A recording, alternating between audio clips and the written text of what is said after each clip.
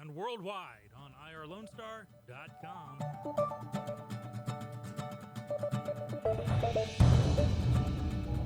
Good morning, ladies and gentlemen. You're listening to the Weekly Business Hour, and this is Rick Schisler. I'm your host. I'm also a Silver Fox advisor and the founder of OneBestConsult.com. Well, I'm glad you've taken time to join us today because we have, I think, a really great show put together for you. But before we get there, I want to ask my question of the week. I always try to start off with a little question, stimulate a little thinking. And my question to you, with all that's going on in the world around us, all the challenges for us in business and personal, are you planning for growth this year in your business? I find too many people who've gotten caught up in all the things that are going on. Yes, creates a lot of conversation, creates a certain amount of concern, and yes, it does create fear. I get that. But if you have a small business, most likely, you've had a couple tough years, and you need to start working your way back into your plan to grow your business, to make your business what you want it to be. So I encourage you. All the projections, subject to all the misfortunes of the world, say we're going to have 4 to 5% growth. We could stumble, that doesn't happen. But the point is, I see opportunity where other people see concern, where they see hazards, where they see roadblocks. There is opportunity to grow your business, but I encourage you got to look up and you've got to put a plan together that plans for growth. So please consider it. Just think about it for a minute or two, some point today or later in the week. How do you plan your business for growth? And I encourage you to take a few steps when you have a moment to put that plan together, whether it be extensive, multi-pages, or as I like to do, a simple one-page plan. So please, plan for growth this year because the opportunity will be there. It only takes you to step up and seize upon it. Well, our show today is coming to you as normal from the studios of Lone Star Community Radio. This is where Montgomery County and people, quite frankly, around the world tune in to us.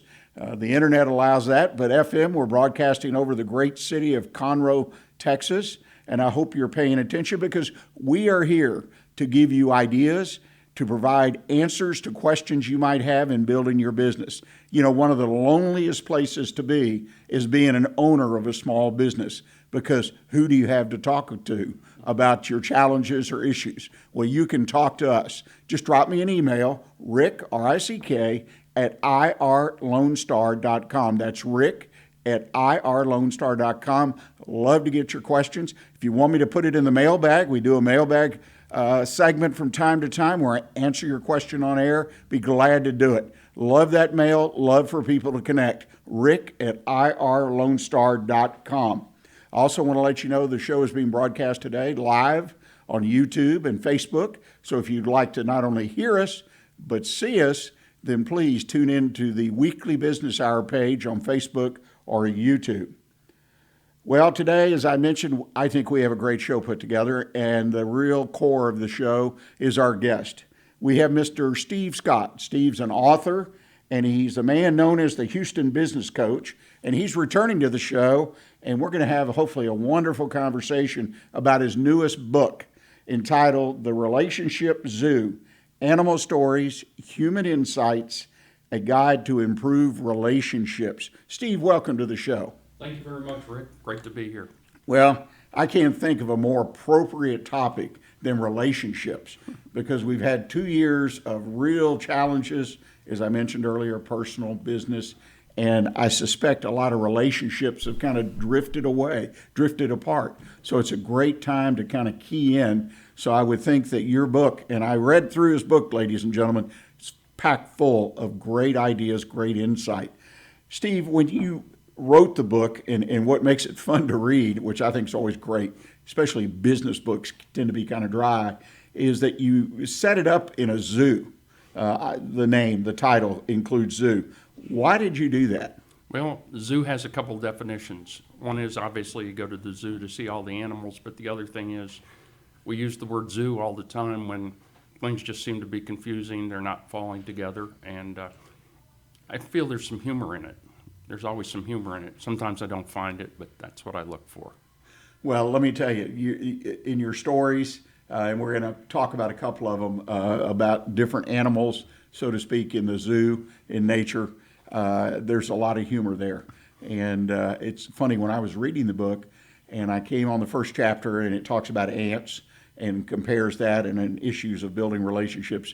And ants just, my mind just changes. I think about that because we have studied ants before, right? At some point in our life, whether they bit us on the foot or Right. or we had an ant farm, but and also good stories about ants and how they work together, teamwork and whatnot. So that's interesting. Relationships as an art form, that's one of the statements you make in the book. Explain that to us, would you? Yes, and for anybody in life, how they approach relationships works 90% of the time. And then what happens is when we reach an obstacle, we tend to overuse what works for us and not make that adjustment in that final 10%. So, in other words, Rick, you and I can encounter the same person and both do well with them. You might be able to go a little further because you're making the adjustments than I would. Doesn't mean there's a right or a wrong. I really don't feel there's a definitive book on relationships because it is an art form. So everybody puts their own brush strokes on it and finds out what works for them. Well, you make a really interesting point to me, and it's something that I guess the word I used, pondered when I was looking through the book, is the fact that we need to be open to adjustment. And that was sort of foreign to me. I mean, I understand about being flexible, right? And kind of going with the flow and things like that. But this is really more than that. What does making an adjustment really mean to someone who's trying to build a relationship? It means, number one, you need to change your thinking. But the first thing is you have to examine what your thinking is. It's causing you maybe to get into an area where you're uncomfortable. You change your thinking, then you start changing how you respond, which is changing your habits. Change your habits, you change your activity. Change your activity, you change your results. And the big thing is, when you change your results, it changes your life. The thing that popped in my head and does even as you relay that answer to us and share that wisdom, which I consider this book just full of wisdom, is it's always that 80-20 rule that everybody's heard in some situation. Right. It's this 10%. It's always that last step that really, really has the big payoff for people. That's the way I looked at it. And I like the fact you brought that up because what it takes is patience. And I once had a mentor when I was younger, and I said, I got to do this, I got to do that, so on and so forth. He says, Steve, if you're going to have a good life, you have to learn to be happily impatient. And it's like, Bill, what does that mean? He said, just cool down, slow down, and you will make a lot more progress than if you try to speed up and go fast all the time. I love that term, happily impatient. And in other words, don't be patient, but be happily impatient. Right. Two different, and that's what this book's filled with. It's. I mean, I read a page and I reread and I look and think. It's really a book that calls on people to be thoughtful. In other words, think about what the situations are, or here's the answer. I mean, you bring up a lot of questions. Thank you. And a lot of it, truthfully, is autobiographical. Well, I'll tell you, it's just jam-packed with things. What was your main purpose? I mean, an author always has a purpose, maybe more than one. Your main purpose in choosing to write this book now? That's a really good question, and I don't really have a concrete answer.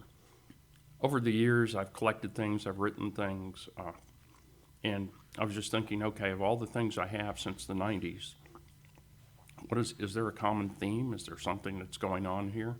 And so introspection is always a good way to start learning about yourself. So I'd written my first book in 2015, and I said, I think I have one more in me. And I started looking at things I'd written, and most of it was about relationships.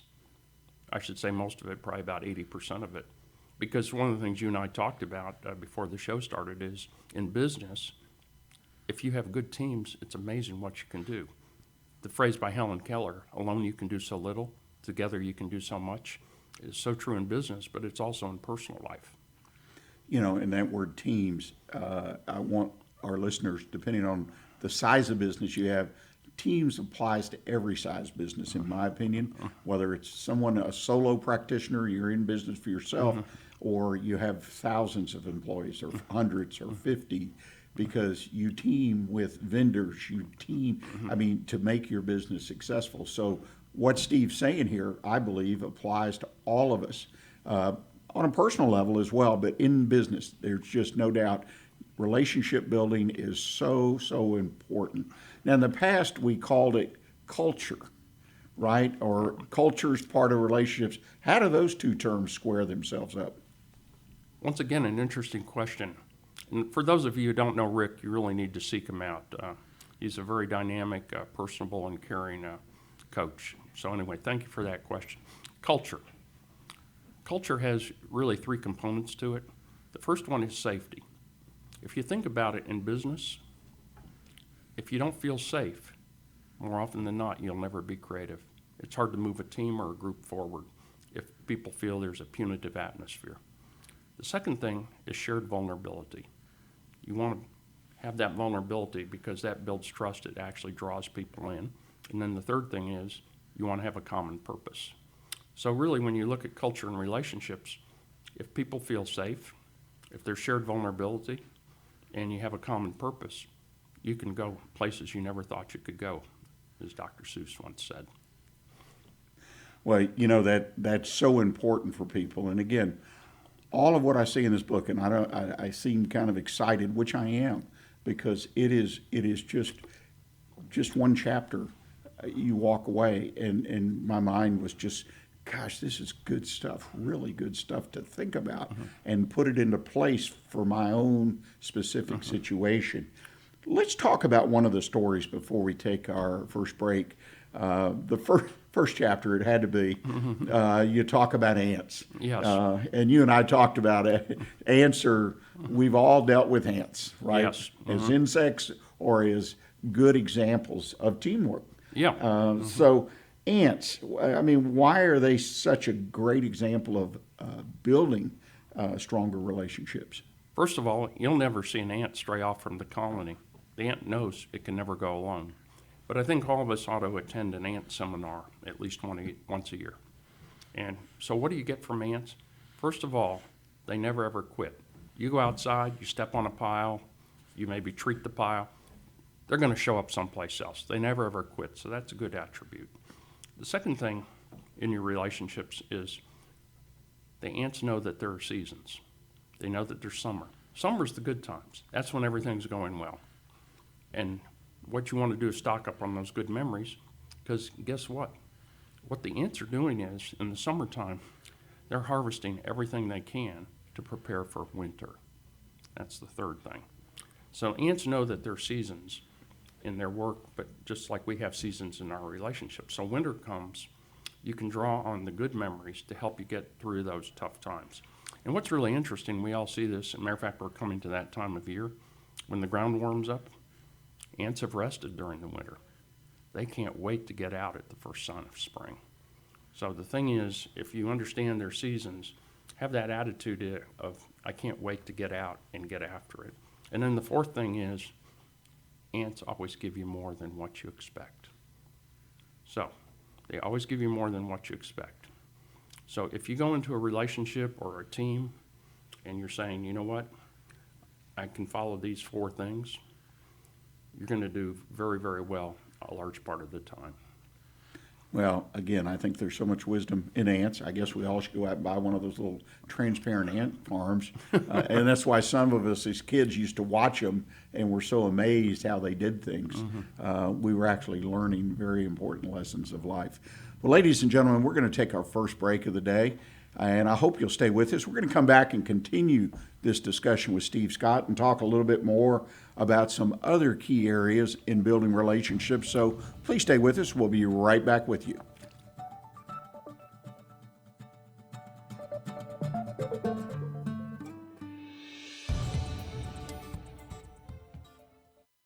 Remember to download the Lone Star Community Radio app from your Google Play Apple Store. Bring Montgomery County's community radio with you anywhere with your smartphone or tablet. If you are in the Conroe area, tune in on FM 104.5, 106.1. If you are on your computer, bookmark irlonestar.com as your internet radio station. Lone Star Community Radio, broadcasting 24/7 from the heart of downtown Conroe, Texas. God's Garage is a 501c3 that repairs and gives away cars for free to single moms, widows, and wives of deployed military. You can help God's Garage by donating a vehicle, volunteering your time, or by monetary donation. God's Garage is located at 2106 East Davis, Conroe. If you'd like to learn more about God's Garage, visit our website at godsgarage.org. Or you can contact us and we would be glad to come and make a presentation to your group. Lone Star Community Radio is Montgomery County's radio station with talk, music, weather, and traffic for Montgomery County. Have a question, comment about one of our shows? Want to know how to reach a host? Just contact the station on irlonestar.com or call in and leave a message at 936-647-3776. Get involved with your community with Lone Star Community Radio. You are listening to the Weekly Business Hour. I'm Rick Schisler. I'm your host. And today we're absolutely blessed to have a conversation with Mr. Steve Scott. Steve is known as the Houston Business Coach, but he's also an author, and he's written a book called The Relationship Zoo: Animal Stories, Human Insights, and a Guide to Improve Relationships. It's a book I can hardly recommend. I encourage you to seek this book out, and we'll let Steve tell us at the end of the segment where you can obtain a copy, because I think it's wonderful reading, very insightful, very thoughtful, very thought-provoking, no doubt about it. Well, Steve, we went to break. We had talked about ants, and you used those animal stories, as you said in the beginning of our conversation, to kind of lighten things up. And the ant deal, it got me on the right track, because I read that and I said, wow. Another of the issues with relationships, and this one's a little deeper, but every relationship, as you point out in your book, runs into hatred, anger, or depression, or all three, because there's the ups and downs, the seasons, right? Mm-hmm. But that leads to what you call as a failure of imagination if we allow ourselves to slide into hatred, anger, or depression. And I thought that was very interesting. I had to stop for a while and noodle that one over. Talk about how when we get in those states where it's a failure of our imagination that's putting us there. What happens is when you confront winter in a relationship, which you can be in summer and all of a sudden go to winter, all of a sudden somebody points something out about you that you didn't realize, didn't necessarily want to accept, and so you can get angry about it. You can even feel hatred, and then you can get depressed because you've disappointed them. And the thing is, if you stay stuck on that, you're staying stuck on the negative instead of, here's what they did is they gave you an opportunity to improve, to be better. And it's still uncomfortable. I do get that, okay? Because a lot of this book is autobiographical, so I go through that. But the thing is, if I fail to imagine how it can be better, how I can be better, then guess what? It's not going to change. And even if I do, sometimes it doesn't. But the thing is, if I don't make that effort, if I'm staying stuck on my emotions, which, by the way, all these emotions are valid. I would never say to anybody, you shouldn't feel any of that, because you do. But what are you going to do with it? That's always the question. And in relationships, what are you going to do with these emotions? It's very, very important. So imagine something better. Maybe go back to a summertime experience where you had something good. Maybe you can acknowledge something that's good in somebody else, even though they've just kind of let you know that maybe you're not as cool as you think you are. So.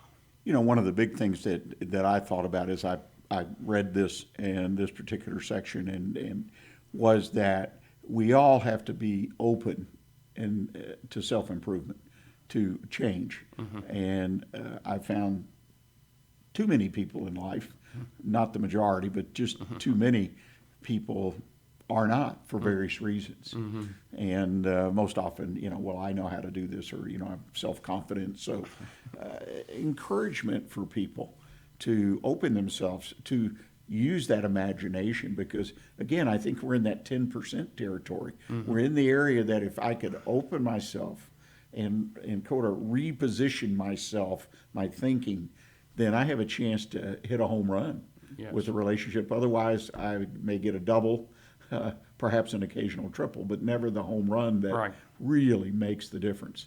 Talk to us about that a little bit. Well, it goes back to what I was talking about earlier with vulnerability. So when you're feeling that hatred, anger, and depression, you feel vulnerable. And the thing is, you have to be able to share that with somebody, but at the same time, do your best not to share it in an attacking or aggressive manner. And just say, hey, I didn't realize this, I'm sorry. And not try to make any excuses or go on defense because this is the way they feel. Because if you want the relationship to come together, you have to place value on the other person's feelings. So that's very important. As you were talking, I was thinking, as we go through business and life, and this comes from Dr. Henry Cloud, who wrote the book Integrity, The Courage to Meet the Demands of Reality. Here's what he says. All of us are boats when we go through life. So I want you to picture that we're on Lake Conroe. So we go out, and what does a boat do? It leaves a wake. And there are two sides to the wake, the task and the relationship. The task tells us what we accomplished, but the relationship is more important. It tells us how we dealt with people. And the thing is, the wake you're leaving, you want to ask yourself, are people water skiing on my wake, swimming, having a good time? Or are they bobbing for air and left wounded as shark bait? And all of us, by the way, have done both, but if you find you're in the shark bait category, that's obviously not a good place to be. It's a prescription for unhappiness. You can change those things. And how do you do that? You take a look at, number one, who are you around? This is very, very important. The power and influence of our associations is awesome. So who are you around? And then the first question, and by the way, in business coaching, sometimes I'm brought in to do team building things. And there's always that one person. Well, George, he's really smart, but he needs improvement with his team building. Let me tell you what team building always is about. It's about relationships, right? So what you want to do is you want to find out relationally how you can connect, how you can make a better wake. And in the end, you can create a bad wake at times. That doesn't mean things are over. The question is, if you're doing something to make it better, would people come back and be with you again? So how often have we seen in life, let's say you and I met 10 years ago, and to me, I look at life, you're on a roller coaster, I'm on a roller coaster. Maybe I'm at the bottom of my roller coaster, you're at the top, so we just don't connect, right? But maybe today, we're much closer to where we're at, and we connect and go, I didn't like that guy 5 years ago, but you know what? He's a really good guy. Well, guess what changed? Probably not you that much, it's probably me. Yeah, that's an excellent point. Excellent point of the roller coaster, but also the idea that an example that someone changed. I changed. My imagination changed me. And ladies and gentlemen, you can see how the pieces begin to fall together in this scenario, this puzzle that's being put together. I'd like to get one more animal story in because, again, the animal stories to me are just unbelievable. The butterfly. That perhaps was the most interesting one you used. In Chapter 4, you talk about the butterfly, the cocoon, and the empowerment aspect of relationship building. Share with us that, because I said butterfly empowerment, and it was a wonderful story, a wonderful connection. Thank you. Well, essentially, the butterfly story is there was a butterfly in a cocoon, and a man wanted the butterfly to come out early. So what he did is he cut a little hole in the cocoon. So now the butterfly is able to emerge, but when the butterfly emerged, the wings weren't developed, so on and so forth, and the butterfly ultimately died. The parallel for us is we can give support and help, but the most important thing is to give proper encouragement. Because what the butterfly actually needed to get out of that pupa was it needed to struggle. That puts fluid into its wings so it can fly. And when the man took away the struggle, the butterfly couldn't develop. So we have to struggle at times in our relationships in order to develop. And the idea that we empower people and encourage. I like to consider myself an encourager once I get over some roadblocks that I personally have, but there's a timing issue, like the butterfly. The butterfly wasn't ready to emerge, Right. and the man didn't carefully consider what would happen by his actions. Absolutely. And I can see many scenarios with people, with groups, with teams, that you have to be mindful of that. Yeah, and you want to ask yourself too, getting back to the teams, sometimes when I'm brought in, it's not the time. It's just not the time. And I'll tell the prospective client, it's not the time. Because I go through a series of questions, so what is this person doing for you? And you know what's interesting? The reason somebody's still employed somewhere very often is because what happened when that relationship started maybe 10 or 15 years ago. And they almost always go back to the first few years. There's now a problem, right? The second thing is, I ask them, and this is when the chair kind of goes back against the wall, what is this person doing to you? And that's kind of a tough question, you know what I mean? It's a tough question when you ask it of me, you know? And it's like, oh, well, I don't really want to talk about, well, what are they doing to you? Next one is, what do they have you becoming? Ooh, I don't really want to talk about that. Because as a leader, you have to learn to work with your team. Maybe there's something you need to be doing. Maybe it's not the other person that's the problem. And the last question is all this acceptable? And then you kind of make your decision based on that. Right. Some great points. Great points for those that seriously want to build a top-notch team, a top-notch business that works for them as well as everyone else. One of the things you mentioned in the book, and I think this is so important, I mean, we see it in world affairs today, we see it is compromise. Oh, Compromise. And you mentioned principles versus issues. yes. Because a lot of political conversation, well, they're a principled individual and, but then they react on these issues this way, or they let their principles fall to the side. But what is in compromise principles versus or as compared to issues? I think principles, when it just comes to basic relationships, Rick, is basically your values. And it doesn't mean that you and I will have exactly the same values on everything. But if we have similar values, then we're good. But a principle is something that preserves yourself. Okay? So, and I know we have a story in the book there about that. And a principle, it preserves you, but the question is, at what cost are you preserving yourself? And the thing is, when you let go of your principles, it's hard to be who you are. So in other words, if you're a very codependent person, which I have had some challenges in the past with that, then who am I really, So anyway, the story you're referring to has to do with the story of the Russian hunter and the bear. And it was a cold winter in Siberia. It's funny we're talking about Russia today, of all things, right? And the hunter was very, very cold. So he's out there with his rifle, and he finds a bear because he wants a warmth for a coat.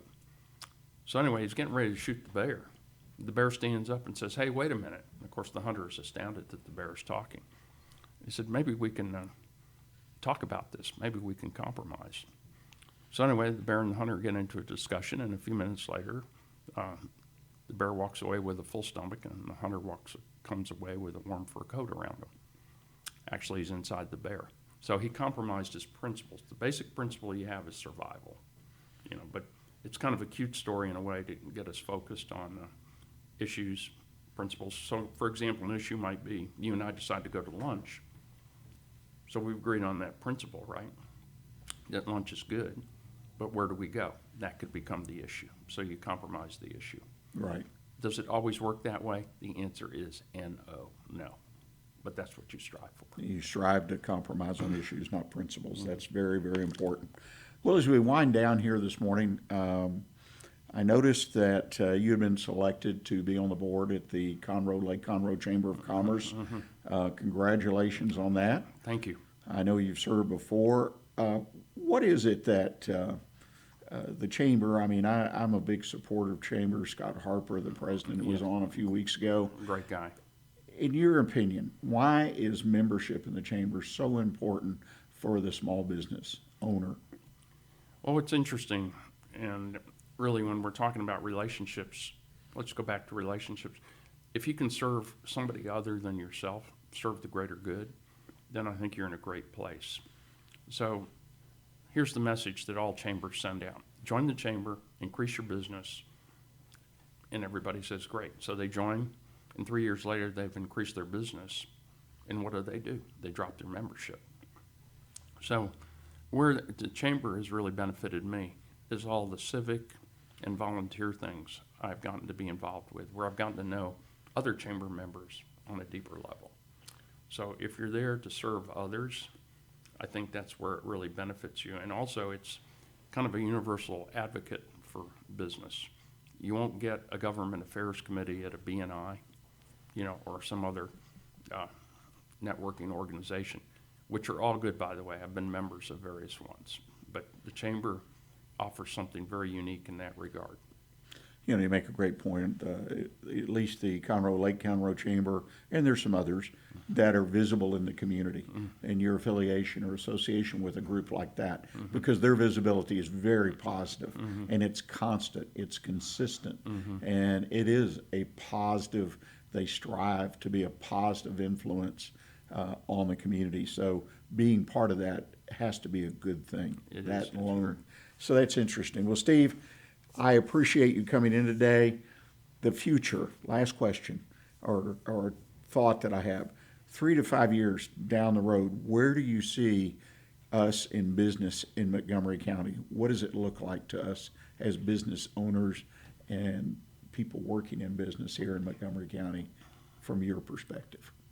That's an interesting question. The easy answer, which all of us see, is the growth is just monumental. I forget if we're averaging, 100 people a day moving Just amazing. into Montgomery Overwhelming for me. So we're going to become more urbanized. Definitely, we're seeing that in South County.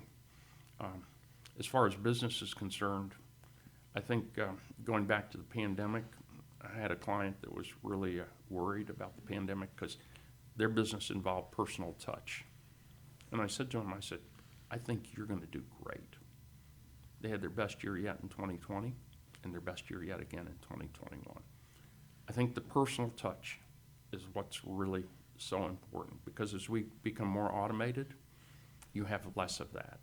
And the people who can give the personal service at the right time and do it in a timely manner to where you can trust them and they're consistent, I think are going to do very, very well.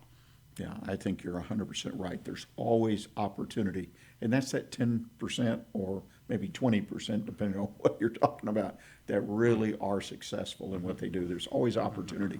Well, Steve, again, thank you so much for taking time to join us today. And your book, ladies and gentlemen, on the Relationship Zoo, Animal Stories, Human Insights, and a Guide to Improve Relationships. I encourage you. Steve, where can we get the book? It's available on Amazon. Just go to Okay. Amazon, put in the Relationship Zoo, and they will be happy to send it to you for a small fee. I think it's $14.99.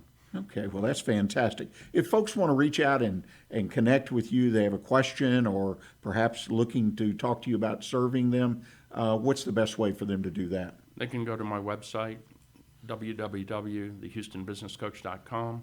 They can find me on Facebook, just put my name in, and they can message me.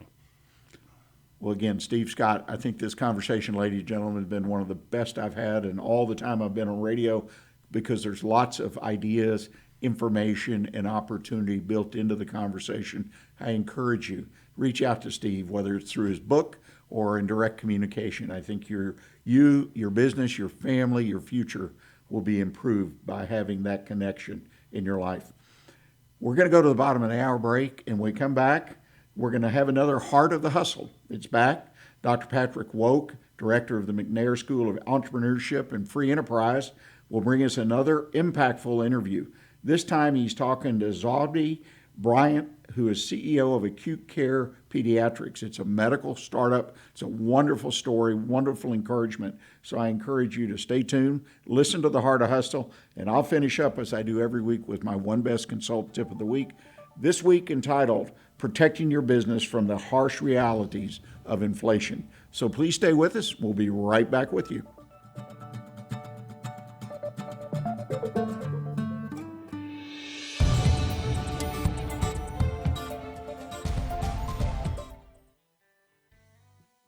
A Lone Star Community Radio is Montgomery County's radio station with talk, music, weather, and traffic for Montgomery County. Have a question or comment about one of our shows? Want to know how to reach a host? Just contact the station at irlonestar.com or call in and leave a message at 936-647-3776.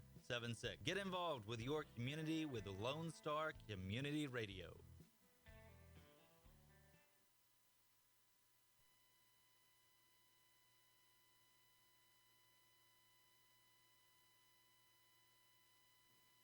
Welcome back to another session of Heart of the Hustle with Dr. Patrick Wolk. Today, we're very lucky to have an honored guest, Zawadi Bryant, the CEO of Acute Care Pediatrics. It's great to have you here today. Great to be here, Patrick.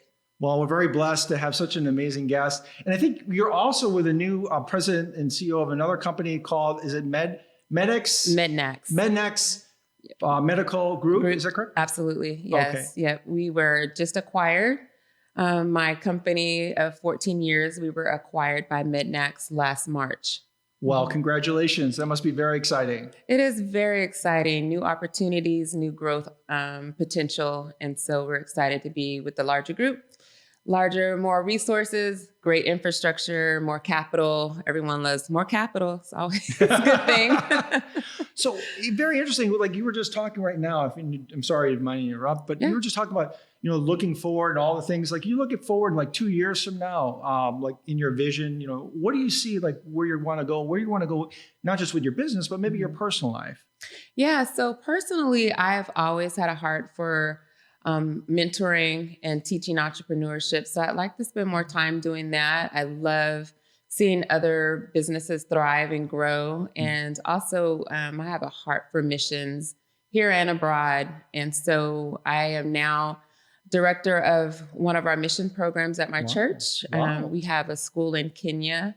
And so I've been working really closely with them to help build and establish what they're doing there. And so I hope to grow that endeavor and add more schools to the continent of Africa. And I'm really excited about spending more time doing that. How did you find out about the school in Kenya? Well, my ministry, I go to a church called Reflections of Christ's Kingdom, and we've been doing missions work in Africa for a very long time. And our pastor was in Kenya doing a missions trip, doing conferences, teaching. And someone approached him and said, we have this school in the slums of Nairobi that we think that you might be interested in. Just I won't say luck. I would say it was vision. It was, the providential hand of God, just out of the blue. Someone's like, there's a school that needs new ownership. And so our pastor went down to the slums, saw it, and he said, where's the papers? I'd love to have it. So we've been doing missions work there, I would say, for at least 5 years, if not more. That is an amazing story. And that commitment to helping others is something that is very important, not only to yourself and to peers, but also to our community as a large. Let me take a step back and learn a little bit about how you started this business. I think there's a lot of people in our audience who be very interested in understanding of like how you began, those early roots, and like, how did, this acute care come about? Well, a friend of mine, Dr. Anastasia Dental, we went to church together, the same church, and she was working in the emergency room at one of the children's hospitals. And she was just, full of kids. She was like, the ER is full of kids late at night. And, and they're not there for life-threatening illnesses or situations. It's just, they had no other place to go for their cold, cough, flu, fever, simple, acute, illnesses. And she came to me one day while we were actually running. We were running buddies as well. And she was like, I have this idea that, I think it would be a good business idea, but I'm not in business. I'm a medical doctor. So I don't know what constitutes a good business. Will you help me put a business plan together? Wow. And I said, sure. I'd love to find out more, help you research, get it on paper, get it into a form you can get a loan or sell it to whomever, your stakeholders. And she was like, I don't know what that is, but okay. So, we had a lot of fun putting it together. And as we were putting it together, I realized what a great business idea it was to not only help parents and children, but also their time, their money, you know, and just it's a better environment to treat kids outside of the emergency room. And so as we started going, she was like, you know, I really think you should be partners with me. Wow. And I was like, I'm not in medicine. I don't know anything about medicine. I'm an engineer. I work in oil and gas. Like, I don't know about this. And so I prayed about it, and it just, you know, talked to my husband about it. And he was like, well, you wanted to do something different for a while. Why not consider this? And so, you know, 14 years later, we started with one really small clinic, because I still was not a skeptic, but I was like, you know, let's just try it, not, you know, put both feet in. So we established a really small clinic next to Babies R Us in Sugar Land. Wow. We figured if we can't make it next to Babies R Us, then it's definitely not a good idea. So we opened it up as 4 exam rooms, really small. And within months, we were swamped. And so we said, okay, we have something here. And we opened a second, and then the third, and 8 units later, here we are. So it's been a great ride. I've learned a lot. I learned that I'm in the people business. Pretty much any business is if you have employees. Absolutely. You're in the people business as far as employees, as far as patients and parents. And so, you know, I spend my day studying people. And the numbers, of course, are important as well, but it's really, you know, how do I get our employees to be their best selves? How do I please the patients and give the best care possible and make sure the parents are happy as well? So it's, you know, I'm in the people business, I say. Yeah, I absolutely agree. I think we all have to understand is no matter what you're in, finance, accounting, that it's always the people business. It always comes back to that. Let's go back even further. And this really hits on what I talk about is the heart of the entrepreneur, the heart of the hustle. Tell a little bit about growing up as an entrepreneur. Well, you know, how was it growing up where you did, you know, all the challenges you grew up as a youth, and maybe like talk about how some of those struggles helped form you into becoming the entrepreneur you are today. Yeah, I would just say, like, growing up, you know, I didn't have the smoothest childhood. You know, I had an amazing mother who I credit everything to. But, you know, we struggled, you know, we moved around a lot. And my father battled with drug addiction. So he was in and out of our lives. But I had a family with 4 siblings. Wow. 2 brothers, 2 sisters. And so we're close even today. So I think, you know, struggle kind of brings you closer.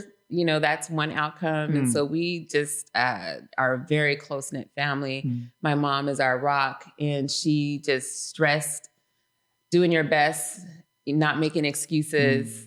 Education was first and foremost. You know, she made sure that all of us went to the best schools and that we had all of the essentials. And so I say, you know, you just need the essentials and love, and, you know, someone at least to have some vision. My mom was very connected. She worked at IBM, you know, as an administrator, and she made sure that I met engineers and scientists, and, you know, I worked in the manufacturing floor. And so I was always exposed to bigger and greater things. And so for me, that's always been the key. When I'm talking to students or, you know, young people, I try to expose them, because to me, my world would have been small in a world of struggle and issues.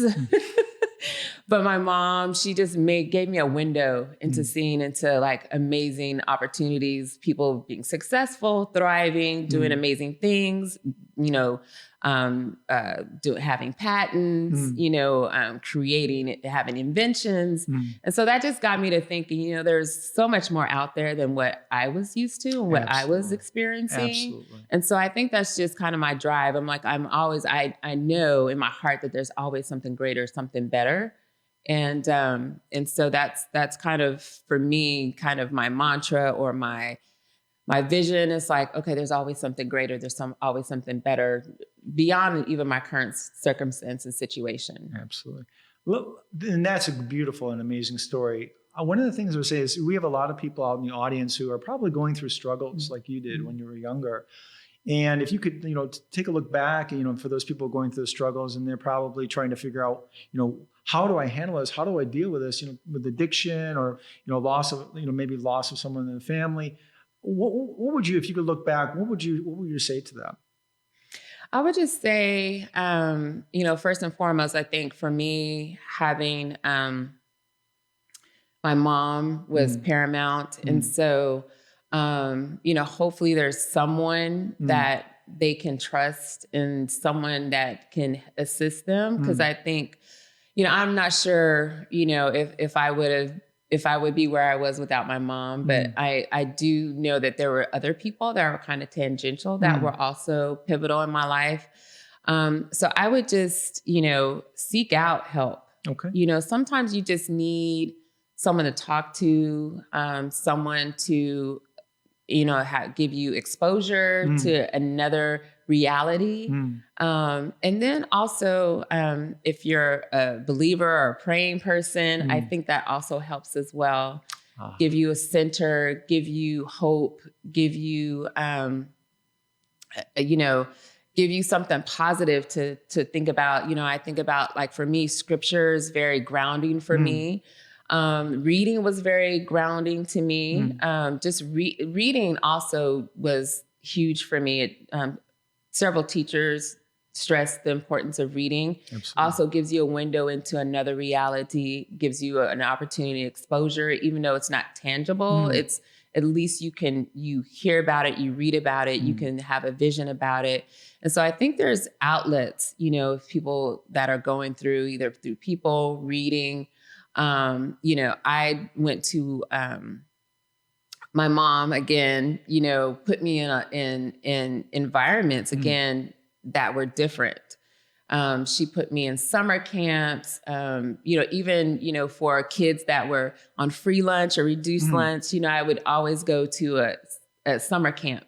There was always something, there was always another opportunity for me to be exposed to something else. And so I just encourage people to at least seek out opportunities to